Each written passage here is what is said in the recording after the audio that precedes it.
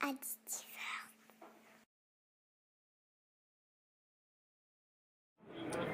Bonjour, nous sommes avec Loïs de la société BAD. Bonjour Loïs. Hello Loïs, how are you? I'm fine, thank Okay, you. thank you. Can you tell us, explain to us what is robots in gastronomy? I'd love to. Pouvez-vous nous expliquer ce qu'est robot in gastronomy? Bonjour. So, Robots in Gastronomy is a research group which works on computational solutions for gastronomy. We have a food printer that we've started developing 4 years ago. It's called FoodForm 3D, and it allows you to print anything from something like a pasta dough that's very tough to something a little bit creamier like a crepe batter. The machine, as you'll see, has no platform, so a chef could decide to print on something that's cooking the material or also something that freezes the material, or maybe you have a cake that's very tall, so you can put the cake inside the machine and print on top of it. Robot in Gastronomy, c'est un groupe de recherche qui va permettre de créer des solutions pour les chefs. Donc ça va permettre on va pouvoir utiliser cet instrument soit avec des pâtes qui sont très lourdes, donc des pâtes à pain, des pâtes de pâtisserie, mais aussi des choses un petit peu plus crémeuses. Et on va pouvoir les imprimer à la fois sur quelque chose qui va être chaud, ça va permettre de faire cuire ce qui a été imprimé, ou sur quelque chose de plus froid, voire même sur des gâteaux par exemple en 3D, donc pour pouvoir ajouter la petite touche en haut du gâteau. Merci. Pouvez-vous maintenant nous expliquer en quoi consiste la société BAD, donc Built-in Associative Data? Can you explain to us what is BAD exactly? Built by Associative Data is an architecture group. We mostly work in Beirut and companies in the countries in the Middle East, and we apply computational solutions to architectural problems. So we work with data, environmental data, all sorts of different analysis for creating architecture that is responsive, radically different than what we create today, in order to respond to economic needs, environmental needs, and programmatic needs of the architecture. At the same time, we realize that in order to be doing interesting projects, we have to collaborate with outside influences. So for example, we work with chefs, we work with fashion designers, and we work with other kinds of design industries in order to give them computational solutions for their issues. This is how we started Robots in Gastronomy. We had a chef that came to us and he was very interested in creating a strange three-dimensional kind of plate. And he saw that we were prototyping this plate with a 3D printer of plastic, and he asked, why can't we just print the food directly? So this is how Robots in Gastronomy actually started, by a collaboration then built by Associative Data. Donc BAD, c'est une société spécialisée en architecture qui opère essentiellement donc, à Beyrouth et au Moyen-Orient, donc qui permet de trouver des solutions architecturales à des besoins économiques ou des besoins environnementaux. Cette société donc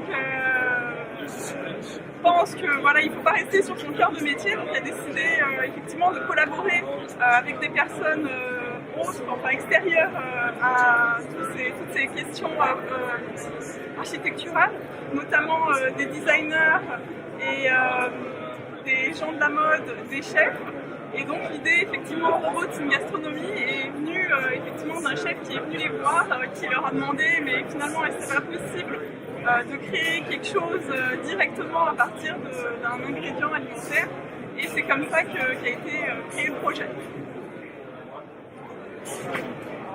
Alors, pouvez-vous nous en dire plus sur l'imprimante que vous avez conçue pour justement imprimer des aliments? Can you explain to us? Can you tell us how? Can you explain your machine, your printer? How does it work, and how to use it? The machine is slightly different than conventional Cartesian printers as you see here. It actually implements a different mechanical system in order to absorb all of the mechanics into a thin box. And that way we can leave all of the printing area completely open so that the chef can print on any surface that they desire, be it something hot, something cold. And this took about 3 or 4 years of collaborating with chefs, iterating over different machines. In order to use it, the chef still needs to somehow know CAD. So either we work with the chef directly to train them in different CAD applications, or we can also create an application specifically for the chef that allows them to change specific shape, different parameters, and things like that. And then beyond that, it's special G-code processor that we make to work with our machine.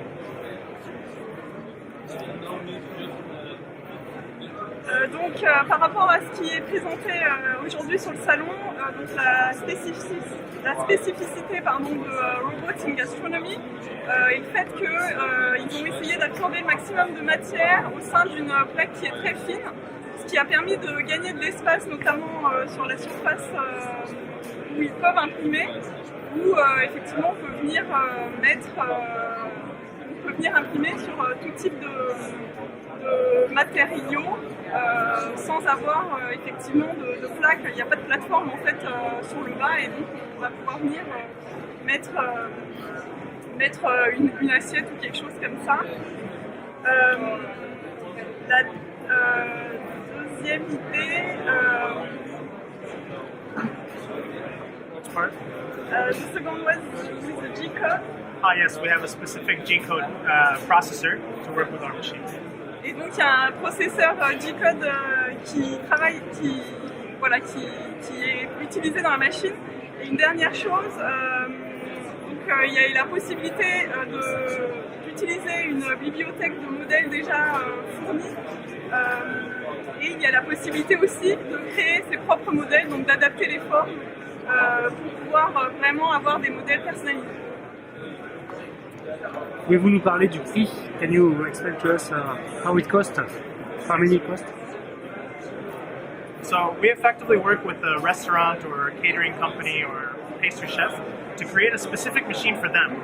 So the machine we have here is something that you can see. It's a base platform, but we don't sell this machine. We sell a customized machine that we make with the company that we're working with. Along that, we also help to formulate the recipes.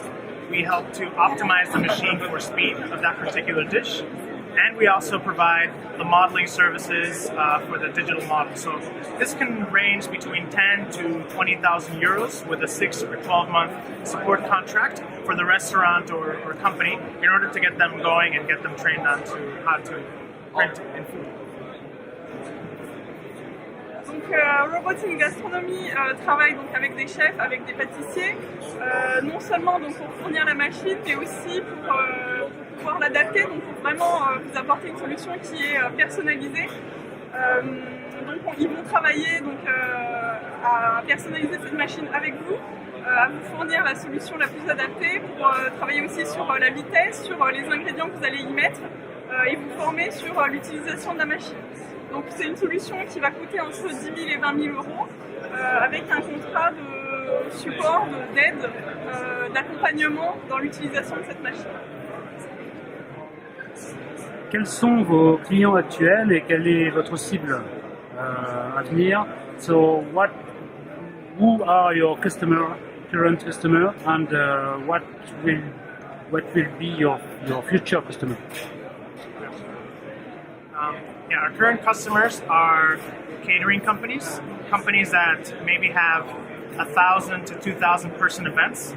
They need efficiency, but they also want to not seem like a machine. So they want to have a personalized, customized experience for each of their guests at the events.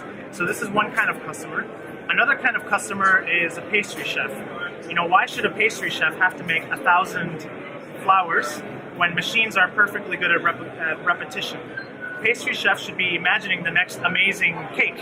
They shouldn't be repeating the same flour over and over again. So this is also another kind of customers. And then chefs that are very into molecular gastronomy, really trying to find new ways to invent new dishes. So these are the three kinds of customers that we have. In the future, right now we don't see this machine being next to our microwave in the kitchen. You know, we don't see this as another kitchen appliance that anybody would buy right now.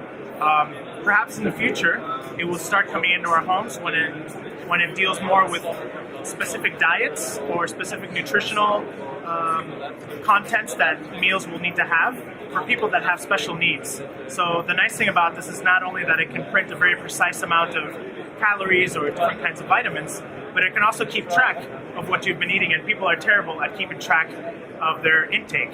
So the machine can do both of these things, and perhaps this in the future could be a way for this machine to start coming into our homes. Les clients actuels de Robots in Gastronomy, ce sont les sociétés de restauration, donc qui vont pouvoir avoir une solution efficace. C'est également les pâtissiers qui, au lieu de passer du temps à reproduire toujours un même modèle, vont pouvoir passer du temps à réfléchir à d'autres modèles, à des choses beaucoup plus créatives, et des chefs qui également recherchent la créativité.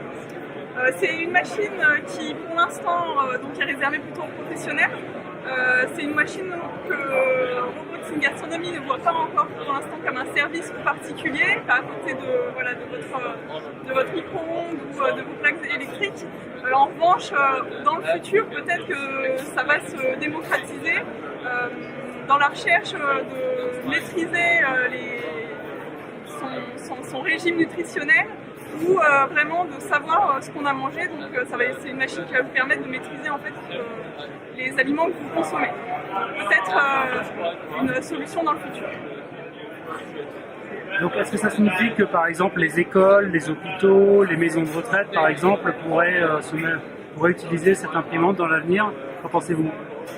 Do you think that hospital or school can use your equipment in the future? Yeah, I think what interests us most in the other applications that we see in the future is how specific needs of people can be addressed with additive manufacturing. Right now, we're at a level that it's addressing the needs of a commercial client, and that's fantastic. It helps us to develop the technology, it helps us to develop the processes and understand how people will use it. What really gets us excited is that this could actually have an impact on people's lives that find it hard to eat. Maybe they have a very special diet. So I think this is where eventually we see the real need for the machine. But I think people still need to get it in their heads and start to understand it. We've had a very nice feedback from people here this year. I think maybe I don't know if it's the French that are interested, and we had a very different response in London. So the questions here are very interesting. People are very curious. So I think in a few years' time, this is going to be something that everyone at least knows that is available, and we'll start to have different ideas of how to use it. Donc pour l'instant, c'est une réponse effectivement à des clients. Ça part toujours d'un besoin. Dans le futur, effectivement, ça pourra répondre à des besoins spécifiques. Aujourd'hui, sur le salon, qui est ouvert aux non-professionnels, il y a beaucoup de retours qui sont positifs. Donc, de plus en plus de gens prennent conscience de l'existence de ce type de machine. Et effectivement, dans le futur, ça pourrait être une possibilité. En l'état actuel des choses, quelle est la capacité de la machine en termes de dimension et de précision? Currently, what is the dimensional and the characteristic of your machine? The machine build volume of the one that we see here is 300 millimeters in X, 400 millimeters in Y, and 300 millimeters in Z. And the reason we have we technically are printing food models that are maybe 5 centimeters, 7 centimeters, maybe 10 centimeters, depending on the material, but not so big an area. But we have the machine height so that we can put different kinds of printing surfaces, so a tall cake or different machine that you can collaborate with the one that we have here. In resolution terms, we can go anywhere between, 0.2, 0.3 millimeter layer height to something much bigger. Again, it really depends on the material.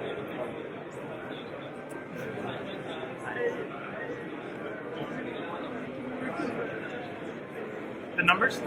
Yeah, so 300 millimeters in X.